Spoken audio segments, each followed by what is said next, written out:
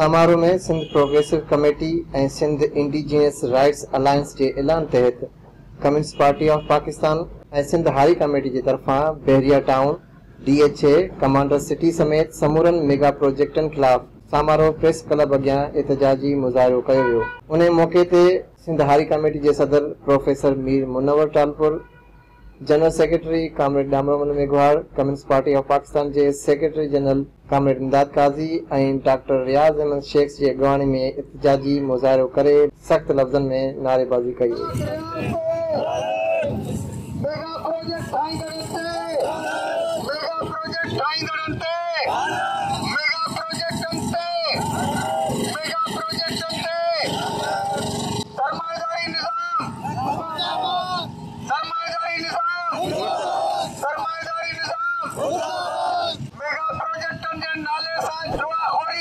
बंद कयो मेगा प्रोजेक्टन जे नाले सां छुआखीरी, मेगा प्रोजेक्टन जे नाले सां छुआखीरी, मेगा प्रोजेक्टन जे नाले सां कब्ज़ागिरी, मेगा प्रोजेक्टन जे नाले सां कब्ज़ागिरी, मेगा प्रोजेक्टन जे नाले सां कब्ज़ागिरी।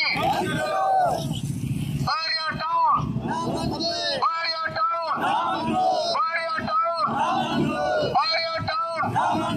DHA phase 9, DHA,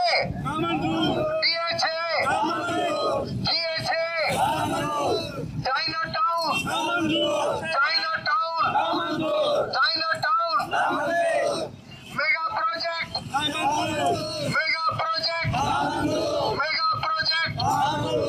Bhariya town te, Bhariya town te, Bhariya town Thailand te, Bhariya town Thailand te, Malak Riaz te, Malak Riaz te, Malak Riaz te, mega project te, mega project te. सरमाएदार जागीरदार इत्तेहाद मुर्दाबाद, सरमाएदार जागीरदार इत्तेहाद मुर्दाबाद, मुर्दाबाद।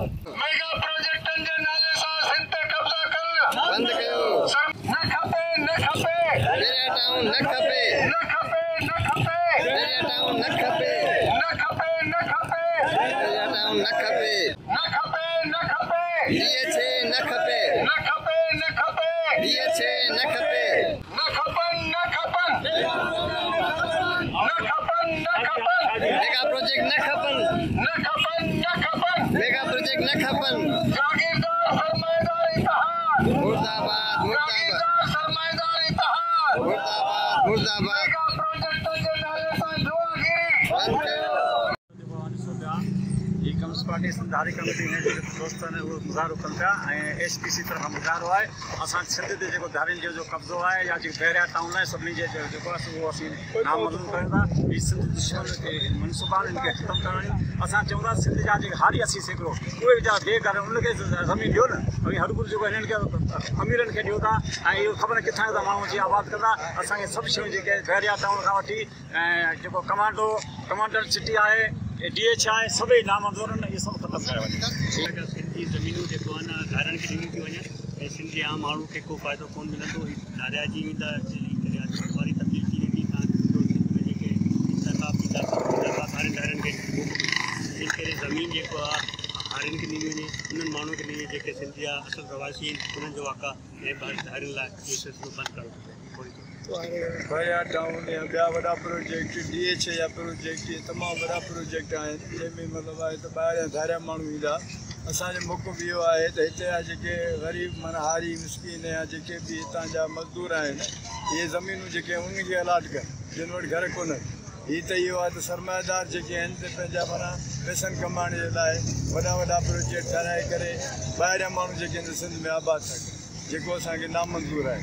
अॼु जेको आहे ख़ासि करे जेके बि मेगा प्रोजेक्ट सिंध में कराइण वारा आहिनि उन में माना पीपुल्स पार्टी बि शामिलु आहे ऐं पीपुल्स पार्टी बि ख़ुदि सरमाएदारनि जी माना पार्टी आहे ऐं असीं जेको आहे सो एहतजाज था कयूं त पीपुल्स पार्टी माना जेको आहे सो पाण खे सिंध जो मतिलबु त वरी माना शुरू खां वठी ज़ुल्फ़िकार भुट्टे खां वठी सिंध जे माण्हुनि खां वोट वठे थी ऐं उहा जेका नाजाइज़ करणु बंदि करे न त असीं जेको आहे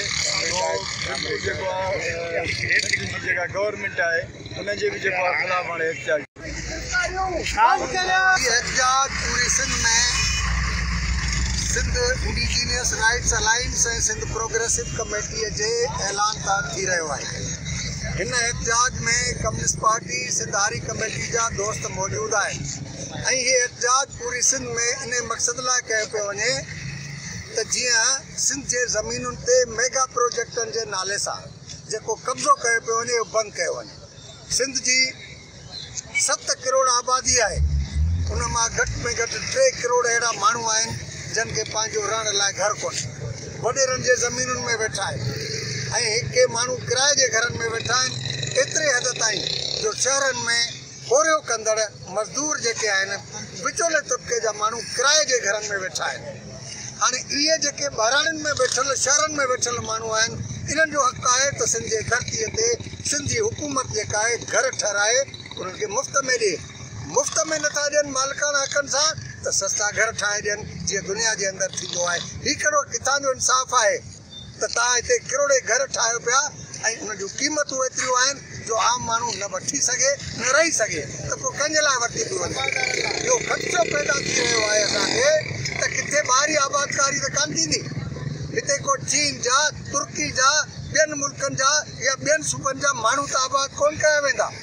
उन करे सिंध जे माण्हुनि खे इहो ख़दशो आहे त किथे मेगा प्रोजेक्टनि जे नाले सां सिंध जे माण्हुनि जी जेका आबादी आहे आदमशुमारी आहे उनखे इम्बेलेंस करे सिंध जे माण्हुनि जो हुकुमरानीअ जो हक़ ख़तमु कयो वेंदो।